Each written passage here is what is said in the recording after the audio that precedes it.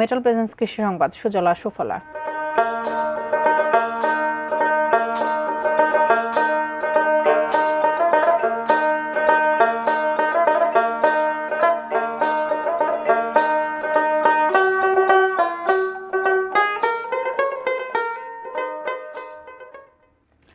লেখাপড়ার পাঠ চুকিয়ে চায়না কমলার চাষ করে সফল হলেন তরুণ যুবক দেলোয়ার হোসেন দিলু। পুরো টাঙ্গাইলে দিলু এখন তরুণ উদ্যোক্তা হিসেবে একটি উদাহরণের নাম।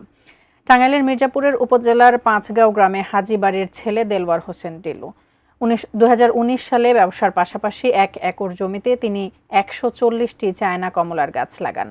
2022 সালে করোনাকালীন সময়ে প্রথমে তিনি 1.5 লাখ টাকার কমলা বিক্রি করেন। চলতি বছর বিক্রি করেছেন 4 লাখ টাকার উপরে। বাজারে চায়না কমলা বিক্রি হচ্ছে 250 থেকে 300 টাকা কেজি দরে, আর দিলুর বাগানে কমলা বিক্রি হচ্ছে 150 টাকা কেজি দরে। ক্ষেত থেকেই খুচরা এবং পাইকাররা কিনে নিচ্ছেন তার কমলা। এছাড়াও অন্যান্য ফল বিক্রিও করছেন সারা বছর ধরে।